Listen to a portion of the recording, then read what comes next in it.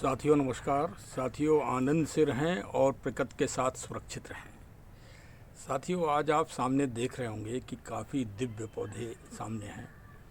बरगद का भी है, पीपल का भी है, अशोक का भी है और इंडोर में तुलसी जी का भी है। भाई इंडोर और आउटडोर, गेम में भी इंडोर और आउटडोर और पेड़ पौधों में भी इंडोर और आउटडोर। तो आउटडोर में तो सबसे दिव्य पीपल का वृक्ष माना ही जाता है और इंडोर में माँ तुलसी जी को स्थान प्राप्त है। और देखिए सामने केला का भी वृक्ष है। और आज जो पावन दिवस है वो श्री भगवान दत्तात्रेय जी की आज जयंती भी है। उनका जन्म दिवस मनाया जाता है और ये आदिकाल से मनाया जाता है। श्री दत्तात्रेय जी अत्रि जी और अनुसुईया जी के पुत्र थे और उनका जन्म तब हुआ था जब वेद उस समय समाप्त हो गए थे कुछ समय काल के लिए।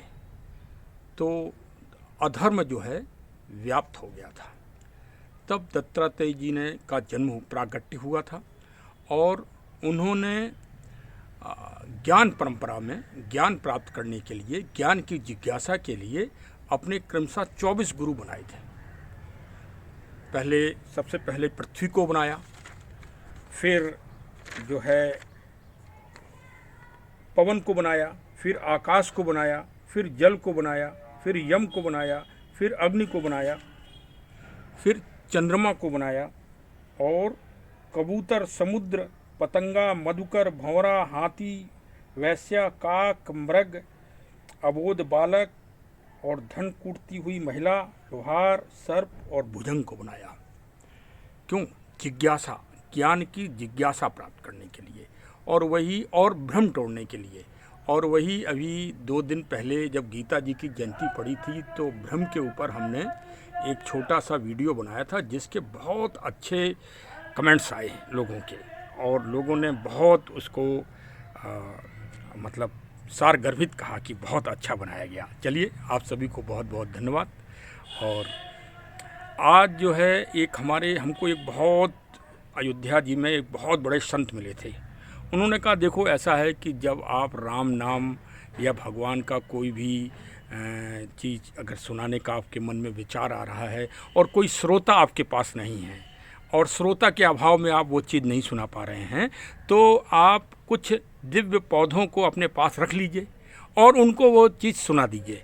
तो आप ये समझ लिए कि आपने उन जीवों को श्रवण करा दिया भगवान का नाम। तो देखिए सामने केला जी का वृक्ष है, मोरपंखी है, तुलसी जी है, बरगद जी का दिव्य वृक्ष है जो विश्वास और धर्म का प्रतीक है, पीपल जी के वृक्ष हैं और बहुत सारे वृक्ष तो यहाँ हैं ही। और ये देखिए पावन अशोक का वृक्ष है।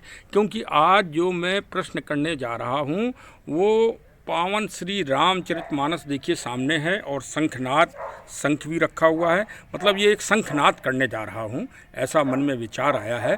तो मैंने कहा कि चलो भाई शंखनाद, गीता जी का भी शंख से ही हुआ था और रामचरितमानस का भी।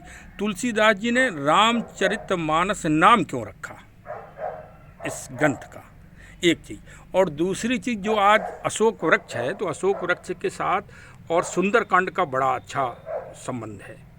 क्योंकि भगवान ने और माँ जानकी जी ने इस वृक्ष से ही कहा कि हमारी रक्षा करो। तो अशोक में ऐसी क्या दिव्यता है ये आगे कभी विस्तृत इसका वर्णन होगा प्राकृतिक रूप से। क्योंकि एनवायरनमेंट के लिए ये दिव्य पौधा है आज की तारीख में भी। और इससे ज़्यादा गुणशील पर्यावरण और प्रदूषण को समाप्त करने के लिए कोई पौधा हमारी रिसर्च में तो प्राप्त नहीं हुआ। अब वैज्ञानिकों की रिसर्च को हम नहीं कह सकते, लेकिन हमारी रिसर्च में आज भी ये दिव्य पौधा है और इसी को लगाया जाना चाहिए नगरों में विशेषकर। चलिए, और तो सुंदरकांड भाई गीता जी में 7 जो है अध्याय हैं तो 7 खंड हैं। तो 7 खंड में सुंदरकांड का नाम सुंदर क्यों पड़ा? तुलसीदास जी ने सुंदरकांड इसका नाम क्यों रखा? अरे भाई कायदे अनुसार अग्निकांड रख देना चाहिए था, लंका विभीषिका कांड रख देना चाहिए था, हनुमान जी कांड रख देना चाहिए था, या माँ जानकी जी का बंधन कांड रख देना चाहिए था, रावण की धूर्तता का कांड रख देना चाहिए था, लेकिन सुंदर कांड ही क्यों पड़ा, ये आज का प्रश्न है। अब इसका उत्तर तो आज की तारीख से आगे फिर आपको समय समय पे मिलता रहेगा, क्योंकि आज मार्गशीर्ष है। भगवान श्री कृष्ण जी ने गीता में सारे भ्रम तोड़े। जो हमने गीता का एपिसोड बनाया था वो भ्रम तोड़ने का ही बनाया था, और भीष्म पितामह जी की जो प्रतिज्ञा थी कि उनको इच्छा मृत्यु प्राप्त है और वो तभी मरेंगे जब उनकी इच्छा होगी, तो भगवान जब सामने आए तो उनको ज्ञान प्राप्त हो गया और उन्होंने अपना शरीर छोड़ दिया। तो भाई भ्रम तो अब आपके उस दिन गीता जयंती में टूट गए हैं, क्योंकि गीता को अगर आप अच्छे रूप से पढ़ेंगे तो भगवान कृष्ण ने ये कहा कि मैं ही राम, शस्त्रधारी राम हूँ, मैं ही प्रकृति रूपक भगवान कृष्ण हूँ, और मैं ही एकादशी व्रत हूँ, मैं ही मार्गशीर्ष माय हूँ, और मैं ही पीपल वृक्ष हूँ। सबकी तो उपमाएँ दे दी, कोई शंका थोड़ी रखी उन्होंने, कोई भ्रम नहीं रखा, कोई संशय नहीं रखा, कोई दुविधा नहीं रखा अर्जुन को जब सारी दुविधाएं समाप्त हो गई तभी उन्होंने स्वतः अपनी इच्छा से उस आदेश का पालन किया भगवान की। भगवान ने कोई दबाव नहीं डाला कि नहीं नहीं हम भगवान हैं तुम मानो हमारी बात, ना, ऐसा नहीं कहा। वो अर्जुन के ऊपर ही छोड़ दिया था कि तुम्हें अगर संतुष्ट हो जाओ तो तुम मानो और युद्ध करो। तो भाई सारे भ्रम टूट गए। अब तो यही समझ लो कि यही राम है, और यही जब पीपल वृक्ष है तो सारे देव यहीं मौजूद हैं, ये हमारा आशय है। अब तो भाई प्रकृति के ऊपर ही बोलते हैं और प्रकृति के ऊपर ही बोलेंगे, और सभी को अच्छा लगेगा, आनंद आएगा, क्योंकि प्रकृति की रक्षा अगर हुई तो ये दुनिया इसी तरह हरी भरी रहेगी। और यदि कर प्रकृति का रख रखाव और प्रकृति के प्रति सावधान और जागरूक नहीं हुए तो आप ये समझिए कि दुनिया धीरे धीरे, अभी तो कई नगर जो है समुद्र में समा गए हैं, धीरे धीरे पूरी दुनिया समा जाएगी।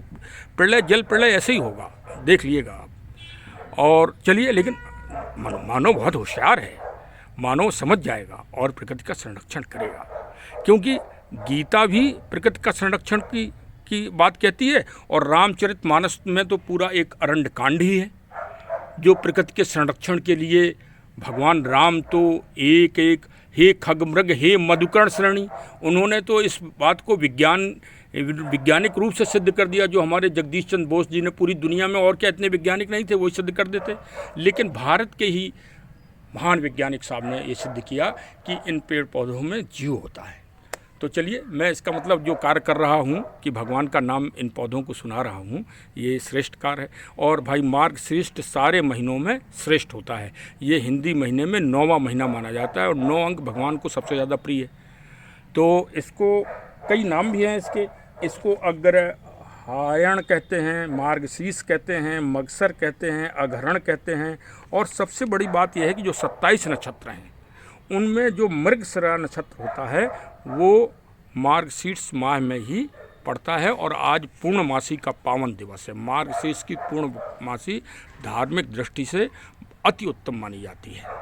तो आज पूर्णमासी अब लग गई है और मार्गशिरा नक्षत्र भी लग गया है, तो धार्मिक दृष्टि से बहुत ही उत्तम है। जो आध्यात्मिक और धार्मिक लोग हैं वो हमारी वीडियो को अवश्य सुनें और कमेंट भी करें।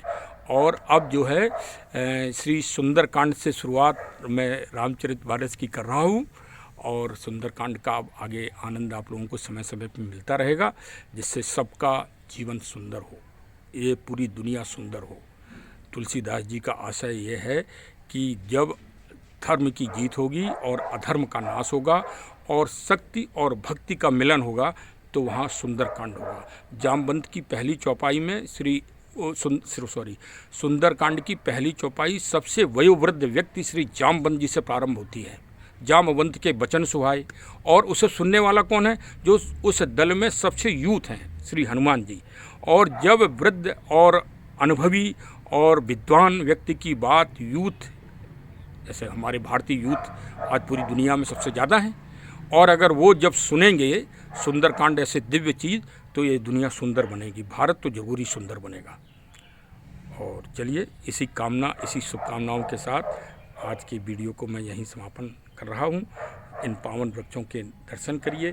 केला वृक्ष में भगवान वासुदेव जी का वास होता है, और मोरपंखी सबसे ज़्यादा प्रिय है भगवान को। और बरगद के वृक्ष के नीचे ही सारी भागवत और पुराणों का वाचन आचार्य लोग करते हैं। और सुखदेव जी ने बरगद वृक्ष के पीछे ही परीक्षित जी को भागवत सुनाई थी। ये टेंट ये आधुनिक अवस्थाएं हैं। असली भागवत अगर आप लोगों को सुनना है तो बरगद के पेड़ के नीचे सुना करिए, अगर पुण्य प्राप्त करना है तो। कहीं भी मत सुनिए। बरगद का वृक्ष बने ही इसीलिए है कि उसके नीचे भागवत हो। क्यों? क्योंकि वो वैज्ञानिक है। क्योंकि सबसे ज़्यादा ऑक्सीजन का अगर चैम्बर कहीं बनता है तो बरगद के वृक्ष के नीचे बनता है। पीपल का वृक्ष ऑक्सीजन देता ज़रूर है, लेकिन उसकी टेक्नोलॉजी देखिए आप कि वो हमेशा उसका पत्ता, पीपल पात सरस मंडोला, तो वो हमेशा पीपल का पत्ता हिलता रहता है, इसलिए ऑक्सीजन का चैम्बर पूरी तरह से नहीं बन पाता। और दोपहर के समय जब दोपहर होती है और सूर्य अपने प्रकाश पे होता है, तब बरगद फुल ऑक्सीजन देता है 100%। इसीलिए भगवान का नाम, भगवान की भागवत बरगद के वृक्ष के नीचे होती है। चलिए, आज बहुत सारा ज्ञान हो गया साहब। कमेंट जरूर करिए और हमारे इस प्रकृति के जागरण को फॉरवर्ड करिए लोगों को, अधिक से अधिक लोगों को। भाई देखो, हमारे पास कोई सोर्स तो है नहीं, हम रिटायर्ड आदमी, हम तो इसी तरह आप लोगों से निवेदन कर सकते हैं और निवेदन के द्वारा जागरूकता होगी। और वास्तव में आप लोग कमेंट करते हैं हमको और हमारे चैनल को फॉरवर्ड भी कर रहे हैं। सबको बहुत बहुत साधुवाद। हमारे चैनल से अवश्य जुड़े रहिए, ज्ञान की परिचर्चा करिए, प्रकृति की परिचर्चा करिए और सुंदर और प्रगतिमय जीवन जीजिए। धन्यवाद।